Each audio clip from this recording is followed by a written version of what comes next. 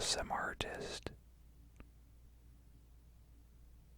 Today we're going to be doing another comic book haul, and I do have some collectibles to show off as well that'll stick in the middle of showing off the books. So let's get started. First off, we have the Joker number 3. This nice variant cover here. I'm unsure of the artist. It definitely has Brian Bolland feel to me, but I don't think it's him. It doesn't look like his signature is on there. But certainly when you open it up, there is an homage to The Killing Joke, one of his more famous stories that he illustrated. And I love that they kept like the traditional coloring on it. I know that Brian went back and, recolored it and stuff like that, but I always appreciated the original coloring just because it was just so bizarre and just kind of, I think it conveyed the feeling well of just kind of the chaos and the sickness of that particular story. So, yeah, you can just kind of see Jim's motivation here for possibly following through with the manhunt and killing the Joker if he does have that opportunity. I'm definitely very much enjoying this book, and it's one I recommend. So apparently Bane's daughter is part of the storyline too. I guess Joker number 2 was her first appearance, so that's kind of a speculation book right now. So I didn't really think a lot of it, but that's a kind of a big deal, I guess, right now too. And then I think there's a secondary story in here too. So yeah, this involves Harper Row and Punchline and stuff. So once again, I wish that they would just stay focused on the regular book, but they're looking for reasons to upcharge by saying, oh, look at this bonus content we have in here. Isn't that worth a whole extra $1? So at least they're giving us something a little extra for our $1. But still. Next off, we have Batman Urban Legends number 3. And at my shop today, I saw they had another variant besides this one, so I don't know if this is possibly like a rarer one or not. I think this is a Tony S. Daniel cover.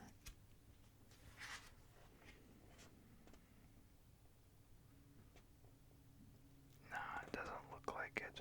Let's see. Yeah, no, I saw the Simone Bianchi one. This is the David Marquez one. So I guess they're just doing 2 variant covers now.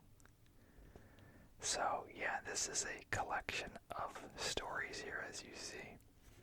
So the first one is the big one I talk up. This is a Red Hood and Batman story written by Chip Zdarsky.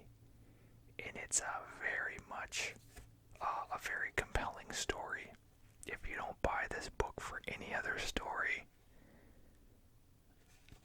the story with that Chip's writing is easily the standout of the bunch. So I think it's a 6-part. Yeah. So this is going to be 6 parts. They're on part 3 now. And then it looks like the Outsiders one has wrapped. And then the Grifter one has 2 more parts to it. So yeah, here's the Outsiders stuff.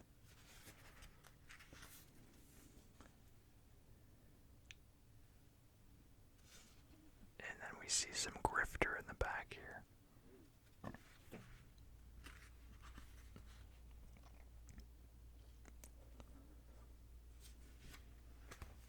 So next off we have Challenge of the Super Sons. And I love this cover here. This is a Nick Bradshaw cover, I believe. And of course, cardstock.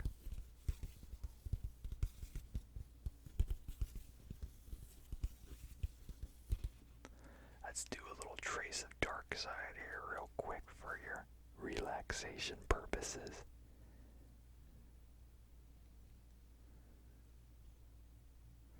I swear there's gotta be a better way to do this. I always feel like my big ol' hand gets in the way.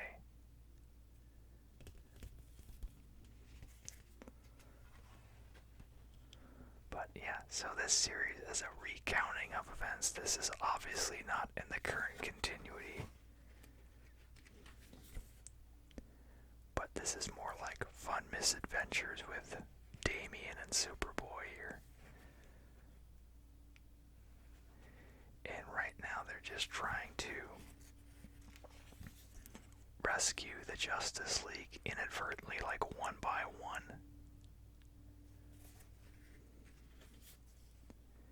And that's the main premise to my understanding. Someone came to them and said, hey, you guys have the opportunity to keep these members from getting blindsided. And so they rose to the occasion. Next off we have Carnage, Black, White, and Blood, number 3. Big surprise here, a Kevin Eastman variant cover. Now you guys know I love Kevin Eastman and Ninja Turtles and all that sort of stuff. So I jumped at the chance for a variant cover there. And as I said prior, this is a collection of short stories. So it looks like this one's got one by Dan Sloth, one by Carla Pacheco, and then Alyssa Wong. And I'm not really noticing any of the artists. Well, I know Gerardo Sandoval, but the other ones don't seem familiar. And yeah, the design of it is everything is in red, white, and black. And that's just the way the book's done.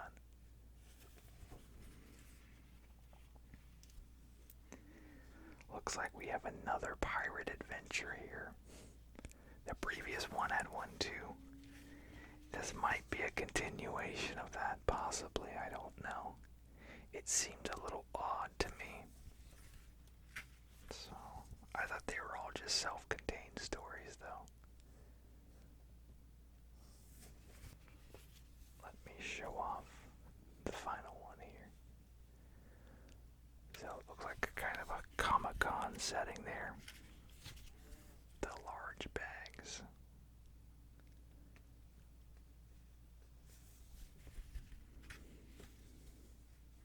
That's a cool image there. So there's that one. And next off we have Batman number 108. So this is the first appearance of Miracle Molly. And her pants here just remind me of Perfect Cell from Dragon Ball Z. I don't know anything about her, but she just has the kind of that cyberpunk feel to me. And yeah, so Scarecrow is the main villain in this particular arc.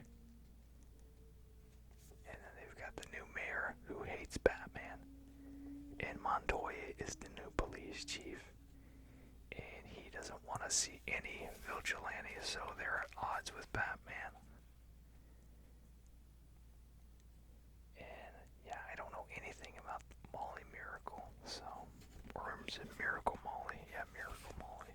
I'm gonna keep flip-flopping that, I'm sure. I feel like there's a secondary story in here, so here she is.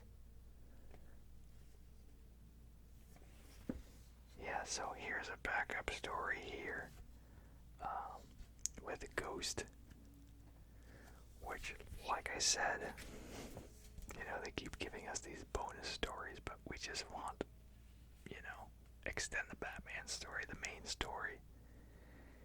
We don't need side stories.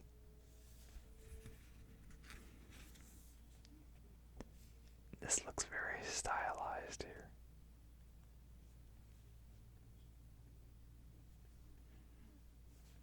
Next we have, this is the variant cover for it. I think this is the Art Germ cover, if I remember correctly.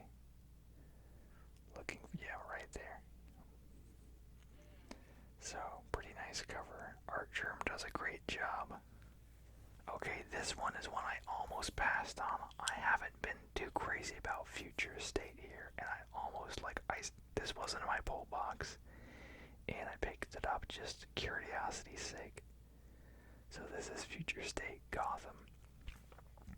Right off the bat, we see almost like an Akira reference here, which I didn't realize at that moment in the store until I got it home.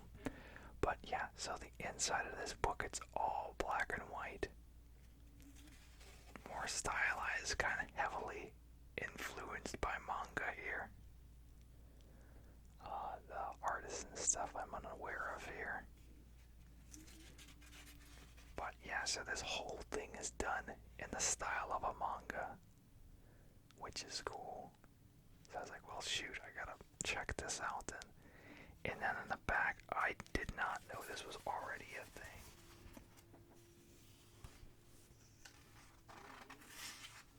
But Otomo had already done a Batman story in the original black and white Batman chronology, or anthology rather. And so yeah, the creator of Akira has a little short story in here that he did that I didn't realize he had done previously, so it's reprinted here. It's just like a little 6-page short story. I did not expect to uncover this today at my shop, so that's a very cool surprise, because you guys know I love that movie. Next I want to show you guys something a little bit different. So I initially got this to display next to my Fantastic Four pop display that I had shown you in a previous video. And obviously this book's too rich for my blood, right? So this is actually from eBay here. This is a 100% faithful facsimile cover. I'm gonna leave a link to the store below. But they do all sorts of authentic scans of covers. So I went the extra mile here. So it's literally like the actual inside is the same inside too. Back cover is the same. Inside, back cover is the same. And then I just went ahead and I found an older Fantastic Four in my shop. So I just stuck it in there to give it that extra weight that it needed. But I guess quite a few people, if they have like a beat up copy of a comic, they can just kind of slip this on it to have it, you know, display where it's prettier and then have their book inside. So I bought a Fantastic Four 85 to stick inside of it. But still not a bad book either. You know, I love classic comics and stuff, so fun little classic Stanley Jack Kirby tale in here. This is part 2 of a story as well, about them getting kidnapped. I don't know much about it here. I did like a bit of a search on it. I was just looking for the earliest issue I could, because I know sometimes like the page size and everything did change a little bit through the ages. So I wanted to make sure I had something close enough to the actual time period when that issue had come out. Beautiful Kirby machine work there. But this is so great. I love Kirby stuff. And then in the back there's a fun little ad for the Captain America book that was coming out.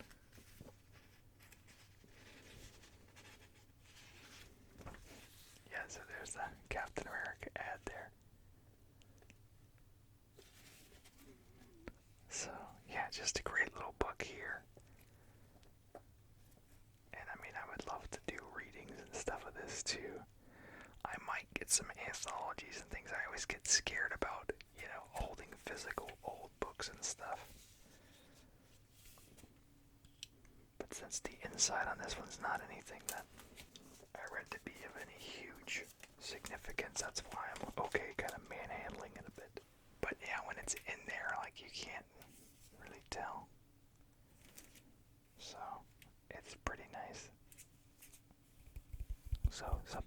consider if you have a dinged up comic or something. They got a lot of classic covers in their store that you can do. Although it did kind of take a little bit longer to get it sent. Maybe it was the time that it took them to make the cover or something, I'm not sure. But it took, I think, like an additional pay period. Maybe I waited 3 weeks or so, I'm not sure. Okay, now I'm going to transition to my collectibles, and then we'll finish with the other half of my comics that I got. So, first of all, we got the This Is Fine pop here from the popular meme of the dog sitting here in the fire. Kind of considered one of the unofficial memes to capture the 2020 theme here. And there's the site.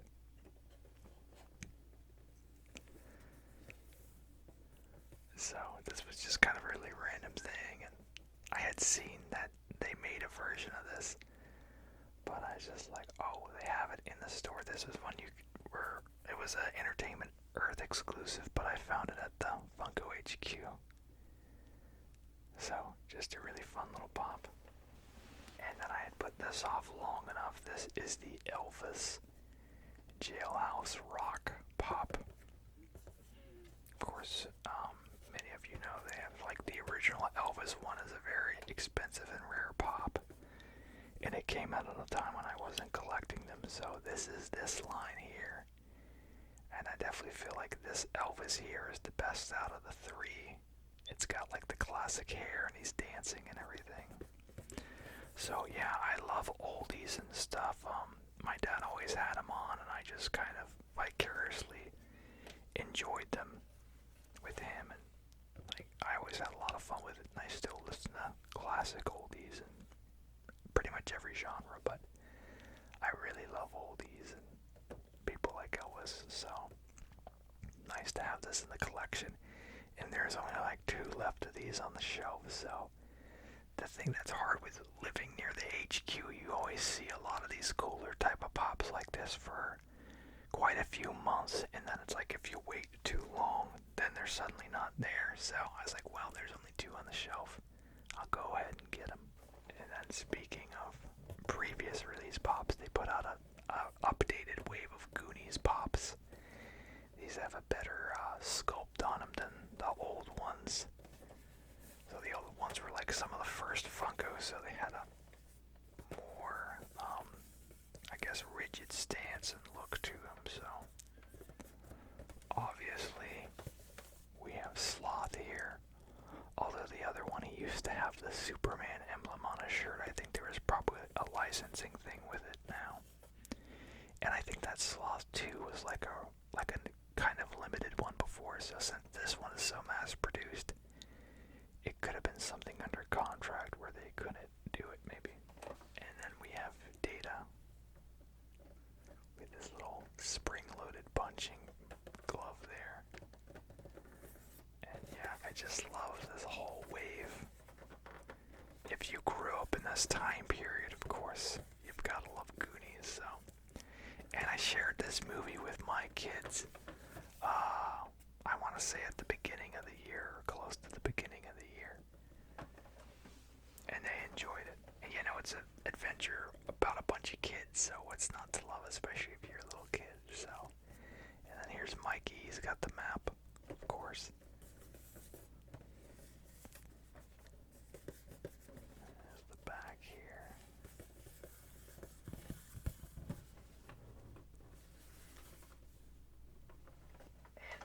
We have old Chunk doing the truffle shuffle here. So,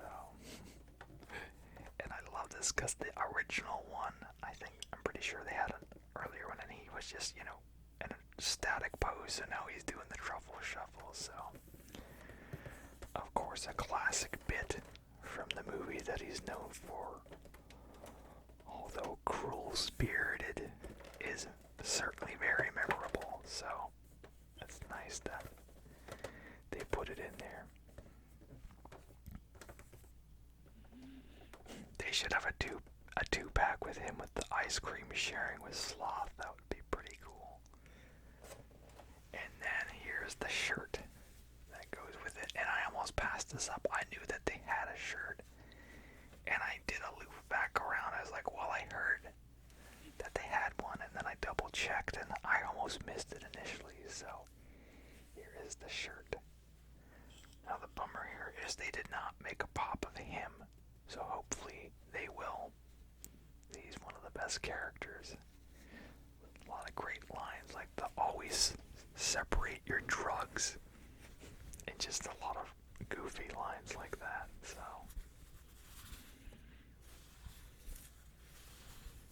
there's some t-shirt sounds there.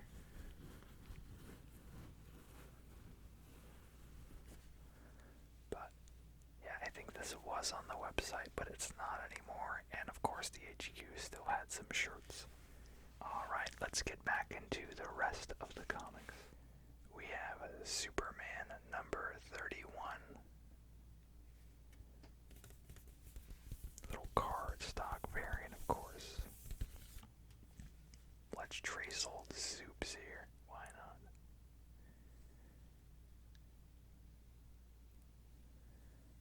Cape.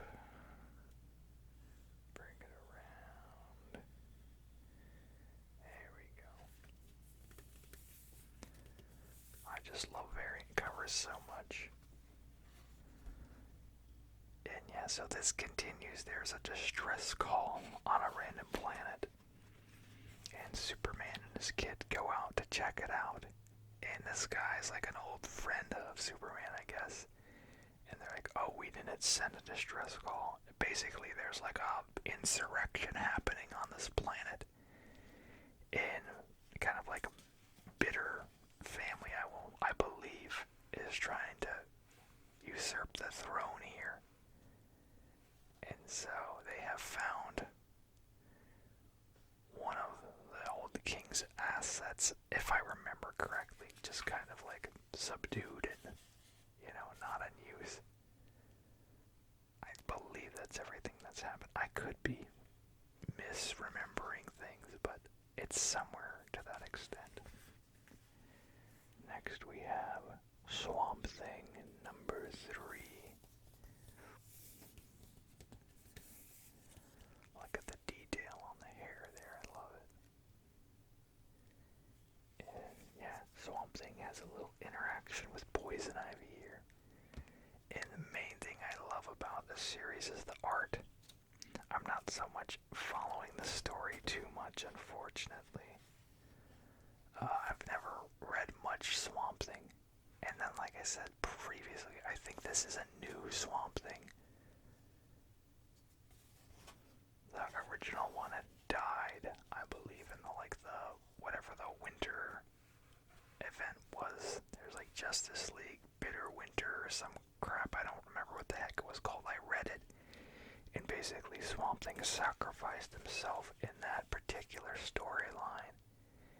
And I think this is like a reincarnated version of him in a different human host or something. I'm not 100%, but look at this art, man. I love it. The art is so great.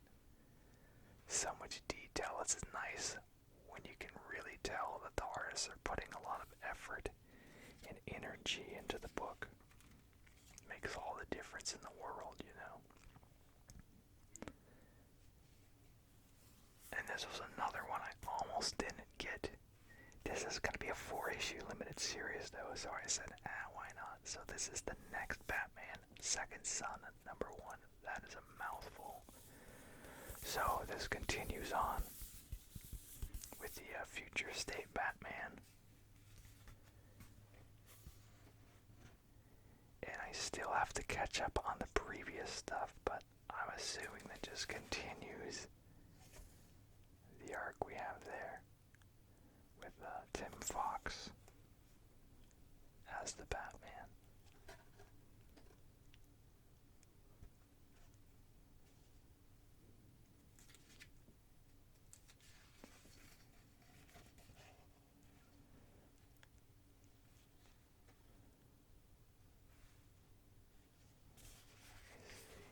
And there might be a backup too. I'm not sure, but this seems like different art in the back.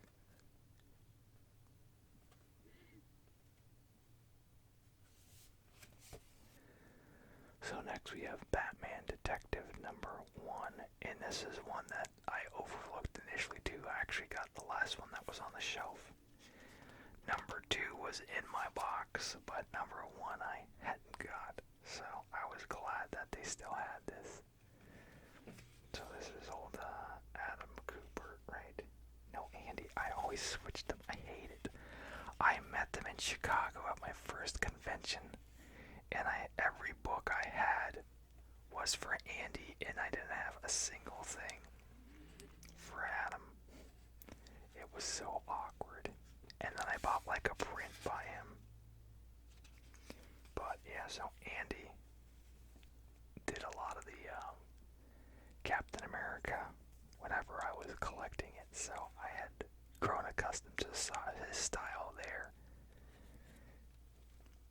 And so, yeah, whenever I see his art, I just can't but help be transported back to those Heroes Return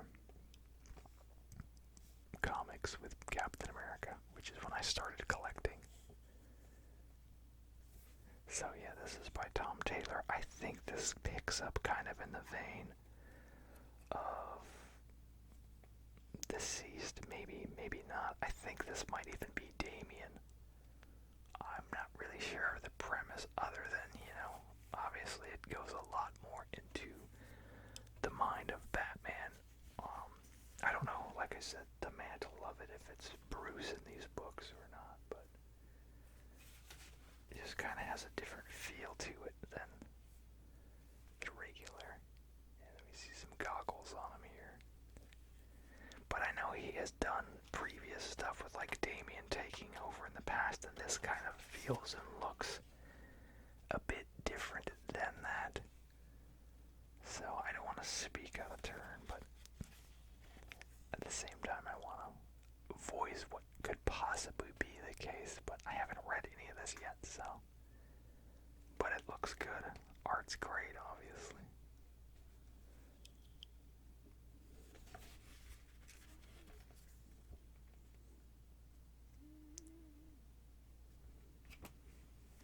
Next we have Man-Bat #4.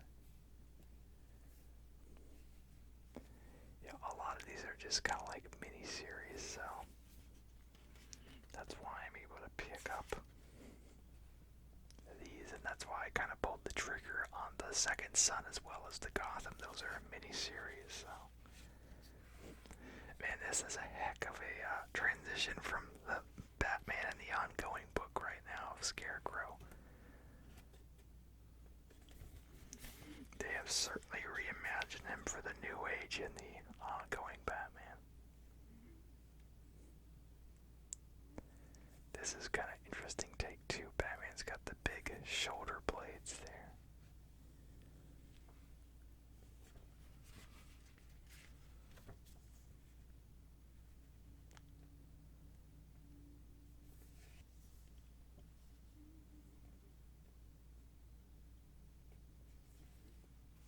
Then we have Noctera #3.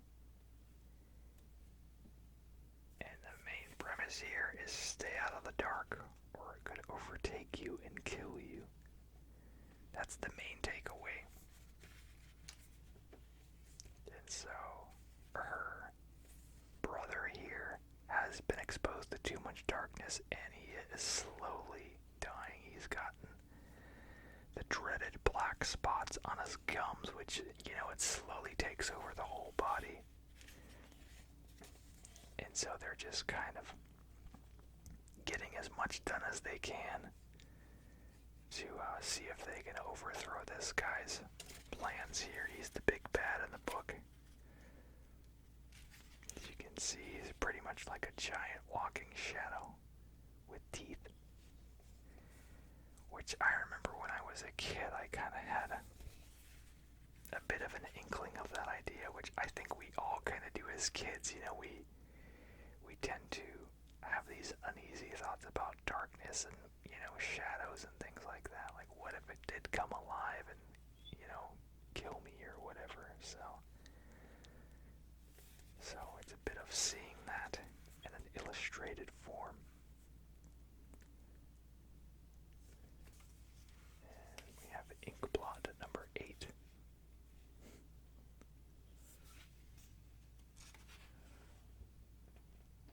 which I think at this point the girl has gotten this cat and she's trying to figure out how to undo past events.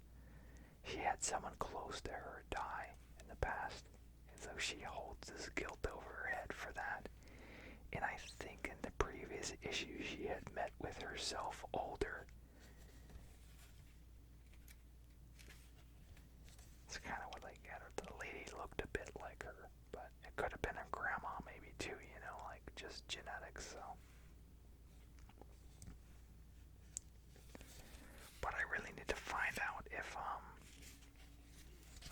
the person who makes this book here, if Emma Kubert there is actually related to all the other Kuberts, which I'm sure she is. Like, what are the odds, you know?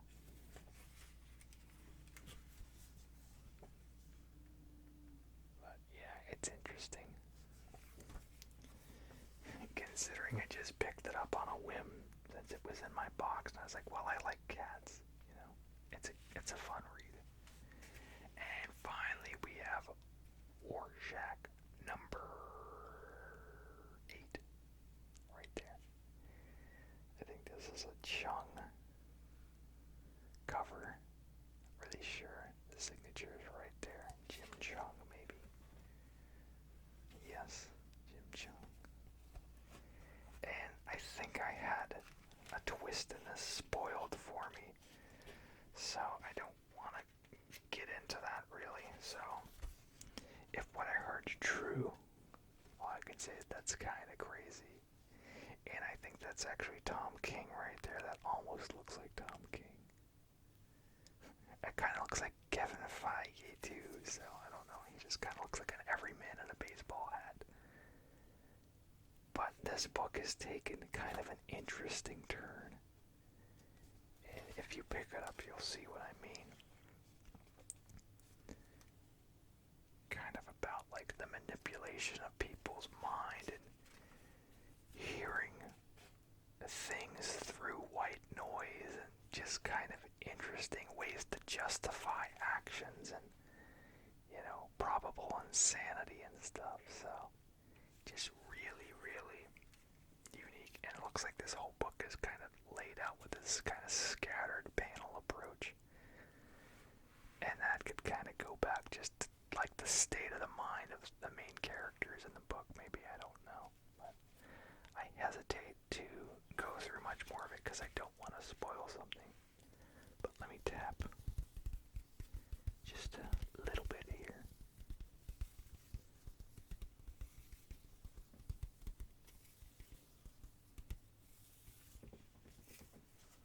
Alright, well that's gonna do it. As always, make sure to like, comment, subscribe. Let me know what you want to see down below. And as always, you all have a super slumber.